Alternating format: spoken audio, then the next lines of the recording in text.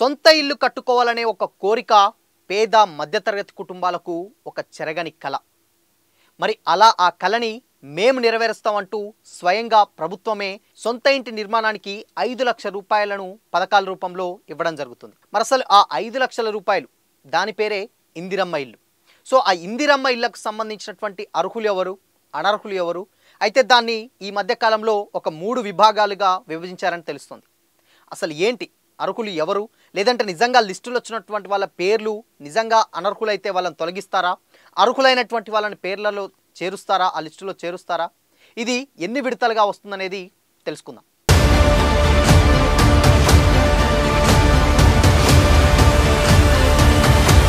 నమస్తే, welcome to Disha TV. రీసెంట్గా ప్రభుత్వం తీసుకొచ్చినటువంటి ఒక ప్రతిష్టాత్మకమైనటువంటి 4 పథకాల్లో ఇందిరమ్మ ఇళ్ళ ఒక పథకం. అందులోనే రైతు భరోసా కావచ్చు, ఇందిరమ్మ ఇల్లు కావచ్చు, అదేవిధంగా ఇందిరమ్మ ఆత్మీయ భరోసా కావచ్చు, కొత్త రేషన్ కార్డుల పంపిణీ కావచ్చు. ఈ 4 పథకాలలో మేజర్గా ఎక్కువగా అప్లికేషన్స్ చేసుకున్న వాళ్ళు అటు రేషన్ కార్డులు కానీ మెయిన్గా ఇందిరమ్మ ఇల్లు అప్లికేషన్సే వచ్చాయి.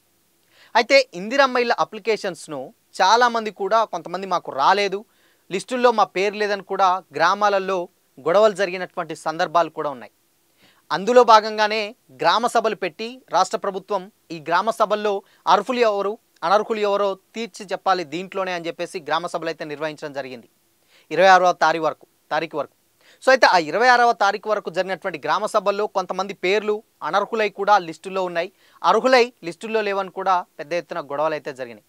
అయితే దీన్ని ప్రభుత్వం దృష్టికి తీసుకెళ్లినటువంటి కొంతమంది అధికారులు దీనికి సంబంధించినటువంటి ఒక 3 విభాగాలుగా ఈ ఇందిరమ్మ ఇళ్ళనైతే విభజించినట్లయితే తెలుస్తుంది. ఒక 3 విడతలుగా ఏ ఇందిరమ్మ ఇళ్లలో కేటగిరీస్ అంటారు, అంటే ఆ కేటగిరీస్ని L1, L2, L3గా తీర్చిదిద్దడం జరిగింది. సో ఆ L1 ఏంటంటే, L1లో సొంత భూమి ఉండి సొంత ఇల్లు లేని వాళ్ళు, అంటే ఇల్లు లేని వారు, ఖాళీ స్థలం అంటే వాళ్ళకు యజమాని అయినటువంటి వ్యక్తి ఎవరైతే ఉన్నారో వాళ్ళ పేరు మీద సొంత ఇల్లు ఉంటుంది కానీ వాళ్ళకి ఇల్లు ఉండదు.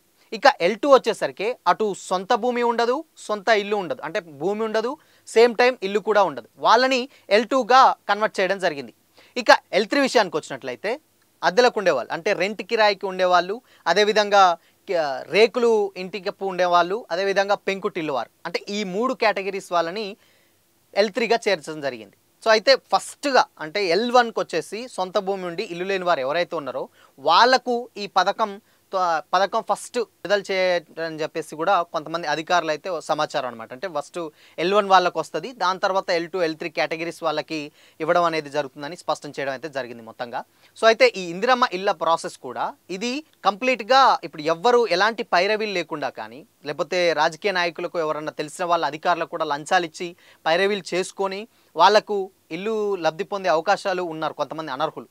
అలా కాకుండా దీన్ని ఏం చేశారంటే AI టెక్నాలజీ ద్వారా ఇళ్ళని, అంటే నిజమైనటువంటి లబ్ధిదారులు ఎవరైతే ఉన్నారో వాళ్ళని గుర్తించాలని AIని తీసుకొని వచ్చారనమాట. AI అంటే ఆర్టిఫిషియల్ ఇంటెలిజెన్స్. అది ఎలా పనిచేస్తుందంటే, ఫర్ ఎగ్జాంపుల్ ఉన్నటువంటి అధికారులు ఆల్రెడీ గతంలో గ్రామాలలో కానీ అటు టౌన్లలో కానీ కొంతమంది వచ్చి సర్వేలు ఏర్పాటు చేశారు. ఆ సర్వేలలో ఒక యజమాని ఎవరైతే ఉన్నారో ఆ యజమాని పేరు కొట్టగానే, ఇప్పుడు ఫర్ ఎగ్జాంపుల్ ఒక ప్రమిళ అనే ఒక నేమ్ ఉంది, ఆ నేమ్ కొట్టగానే ఆమెకు సంబంధించినటువంటి ఒక ఆధార్ నెంబర్ అక్కడ ఎంటర్ చేయగానే ఆమెకు సంబంధించినటువంటి డీటెయిల్స్ మొత్తం వస్తాయి అన్నమాట. అంటే ప్రీవియస్గా వాళ్ళు ప్రభుత్వం నుంచి ఏదైనా పథకాలు లబ్ధి పొందారా, లేదంటే ప్రీవియస్గా అదే కాంగ్రెస్ గవర్నమెంట్లో కొన్ని ఇల్లులు ఇచ్చారు ఆ టైంలో ఉన్నారా, వీళ్ళ లిస్ట్ ఆ పేర్లో ఉందని కంప్లీట్గా ఆధార్ నెంబర్ ఎంటర్ చేయగానే వాళ్ళకి సంబంధించినటువంటి డీటెయిల్స్ మొత్తం వస్తాయి అనమాట. ఆ డీటెయిల్స్ వచ్చినప్పుడు అక్కడనే వాళ్ళని అర్హుల అనర్హుల అని కూడా తేల్చేది. ఒకవేళ వస్తే వాళ్ళు అనర్హుల కిందకి వేస్తారు, లేదు ఏం లేదు అంటే నిజమైన లబ్ధిదారులే అంటే అర్హుల కిందకు. అలా ఈ ఆర్టిఫిషియల్ ఇంటెలిజెన్స్ ద్వారా దాన్ని లబ్ధిదారులను ఎవరైతే ఉన్నారో గుర్తించడం అయితే జరుగుతుంది. అండ్ ఇంకోటి ఏంటంటే దీంట్లో చాలామంది కొంతమంది ఆ లిస్టుల్లో నిజమైనటువంటి అర్హులు ఎవరైతే ఉన్నారో వాళ్ళని కూడా వాళ్ళ పేర్లు లిస్టుల్లో లేదని కూడా పెద్ద ఎత్తున ఆందోళన అయితే జరగడం జరిగింది. అయితే అనర్హులు ఎవరైతే ఉన్నారో వాళ్ళకి పేర్లు మాత్రం వచ్చినాయి, మావి రాలేదని కూడా గొడవలు అయితే పెట్టడం జరిగింది. అయితే వాళ్ళు ఏం చేయాలంటే, ఇన్ కేస్ ఇప్పుడు ఈ ప్రభుత్వం తీసుకొచ్చినటువంటి ఈ ఇందిరమ్మ ఇళ్ళ పథకంలో సంవత్సరానికి గాను ఒక నియోజకవర్గానికి 3500 ఇల్లులు కేటాయించబడినాయి. అంటే ఒక నియోజకవర్గానికి 3500 సంవత్సరంలో, దాని తర్వాత వచ్చే సంవత్సరానికి గాను మళ్ళొక 3500, వచ్చే సంవత్సరానికి కానీ మళ్ళొక 3500. సో ఇలా విడతల వారీగా నిజమైనటువంటి అర్హులు ఎవరైతే ఉన్నారో వాళ్ళకి ఇవ్వడం జరుగుతుంది ఈ ఇందిరమ్మ ఇళ్ళని.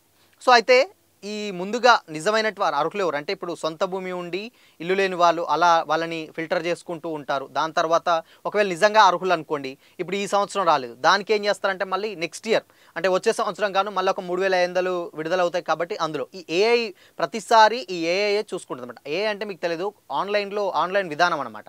అంటే ఆటోమేటిక్గా అది రిజెక్ట్ చేయడం జరుగుతుంది. ఒకవేళ వీళ్ళ పేర్ల మీద ఏదన్నా ఉంది అని అంటే, లేదు అని అంటే వీళ్ళ అర్హులు అంటే ఓకే అంటారు. అండ్ ఇంకోటి ఏంటంటే నిజంగా ఇప్పుడు ఉండి లేని వాళ్ళు ఏం చేయాలంటే ఇదొక నిరంతరమైనటువంటి ప్రక్రియ. అంటే ఇప్పుడు మా పేరు మేము నిజంగానే అర్హులం, బట్ మా పేరు లిస్టుల్లో లేదు, కానీ మిగతా అనర్హులు ఎవరైతే ఉన్నారో వాళ్ళకు కూడా వాళ్ళ పేర్లు ఉందనంటే ఒకవేళ మీ లిస్టు లేకపోతే మీకు సంబంధిత గ్రామాలలో ఉన్నటువంటి అధికారులు ఎవరైతే ఉన్నారో వాళ్ళు పంచాయతీ కార్యదర్శి కావచ్చు, లేదంటే ఉన్నటువంటి అధికారులకు ఇదొక నిరంతరమైనటువంటి ప్రక్రియ అని చెప్పేసి కూడా రీసెంట్గా మంత్రి ఉత్తమ్ కుమార్ రెడ్డి గారు, అదేవిధంగా పొంగులేటి శ్రీనివాస్ రెడ్డి గారు కూడా వాళ్ళు స్పష్టం చేశారు. బట్టి విక్రమార్క గారు ఒక మీటింగ్లో వాళ్ళు ఏం చెప్పారంటే ఇది ఇప్పుడు వరకే ఉన్నటువంటి పథకం కాదు, సో ఇది నిరంతరమైన ప్రక్రియ. కాంగ్రెస్ ప్రభుత్వం ఏదైతే ఇప్పుడు ప్రభుత్వంలో ఉంటుందో, కాంగ్రెస్ పార్టీ ప్రభుత్వంలో ఉంటుందో అప్పటి వరకు కూడా ఈ నిరంతరమైనటువంటి ప్రక్రియ వస్తూనే ఉంటాయి. సంవత్సరానికి గాను నిజమైన లబ్ధిదారులని విడతల వారీగా గుర్తించి ప్రతి ఒక్క అర్హుడికి ఇందిరమ్మ ఇళ్లను డెఫినెట్గా మేము ఇస్తామని కూడా వాళ్ళు స్పష్టం చేయడం అయితే జరిగింది. అండ్ ఇంకోటి ఏంటంటే ఇక్కడ మొత్తంగా అంటే ఇప్పుడు ఉన్నటువంటి ఈ అప్లికేషన్ల ఆధారంగా తీసుకున్నటువంటి వాటిని అన్నింటినీ కూడా ఒక నిజ పేర్లు వస్తే ఇక్కడ మనం చేసినట్టు L1, L2, L3లు ఉన్నాయి కదా. L1 అంటే ఇందాక మనం మాట్లాడుకున్నట్టు సొంత భూమి ఉంటుంది, ఇల్లు ఉండదు. బట్ గతంలో ఇప్పుడు అదే భూమి పేరు మీద ఎవరైనా దానికి సంబంధించినటువంటి లోన్లు కానీ దానికి సంబంధించినటువంటి పథకాలకు అర్హులు ఉంటే వాళ్ళని కూడా రిజెక్ట్ చేసే ఛాన్సెస్ చాలా ఎక్కువగా ఉన్నట్లయితే సమాచారం. ఇంకా L2 అయితే అటు భూమి ఉండదు, ఇటు ఇల్లు ఉండదు, రెండూ ఉండదు. మరి వీళ్లకు నిజంగానే డబుల్ బెడ్రూమ్ కొన్ని ఇప్పుడు గత ప్రభుత్వంలో బీఆర్ఎస్ ప్రభుత్వంలో ఉన్నటువంటి కట్టించినటువంటి డబుల్ బెడ్రూమ్లు ఉన్నాయి, మరి అవి వాళ్ళకి ఇస్తారా? లేదు అని అంటే L3 విషయానికి వచ్చినట్లయితే L3లో అద్దెకు ఉండేవాళ్ళు, అదేవిధంగా రేకులు ఉండేవాళ్ళు కొంతమంది ఉంటారు, ఇల్లుండి రేకులు ఉంటాయి, లేదంటే ఇల్లుండి పెంకులు ఉంటాయి, వీళ్ళు L3 అనమాట. మాకు తెలిసినంత వరకు ఏంటంటే ఈ L3 అనేది ఏంటంటే లాస్ట్కు అంటే వీళ్ళు అట్లీస్ట్ ఇల్లు ఉంది కాబట్టి లాస్ట్కి విడతల వారీగా వచ్చే అవకాశము ఉంటుందని అయితే సమాచారం అయితే జరుగుతుంది. మొత్తంగా ఇందిరమ్మ ఇళ్ళ ప్రాసెస్ అనేది ఎలాంటి పైరవీలు రాజకీయాలకు అతీతంగా ఏఐ అయితే డిజైన్ చేయడం జరుగుతుంది. ఆర్టిఫిషియల్ ఇంటెలిజెన్స్ ద్వారా ఈ ఏఐ పద్ధతిలో నిజమైనటువంటి లబ్ధిదారులను గుర్తించడం జరుగుతుంది. అదేవిధంగా ఇక్కడ L1, L2, L3గా ఇక్కడ డిజైన్ ప్రతి ఒక్కటి కూడా సపరేట్గా డిజైన్ చేశారు. L1లో ఒకరు, L1 category, L2 category, L3 category. So దాని తర్వాత నిజమైనటువంటి లబ్ధిదారులు ఎవరో వాళ్లకు ఆటోమేటిక్గా అలాంటప్పుడు ఏఐ డిజైన్ చేస్తుంది కాబట్టి జెన్యూన్గానే ఈ ప్రాసెస్ అనేది జరుగుతుంది. ఒకవేళ నిజమైనటువంటి లబ్ధిదారులు వాళ్ళ పేర్లు ఆన్లైన్లో ఎంటర్ చేయబడి లిస్టుల్లో లేకపోతే మరొకసారి వాళ్ళని అప్లై చేసుకోమనండి. డెఫినెట్గా ప్రతి ఒక్కరికి ఈ ఇందిరమ్మ ఇల్లు అనేది అర్హులకు ఇస్తామని చెప్పేసి అయితే రాష్ట్ర ప్రభుత్వం అయితే చెప్తా ఉంది. మొత్తంగా L1 కేటగిరీ అంటే సొంత భూమి ఉండి ఇల్లు లేని వారికి మాత్రం ముందుగా ఈ పథకం వర్తింపజేసేలా ఆలోచింపజేస్తున్నట్లయితే సమాచారం.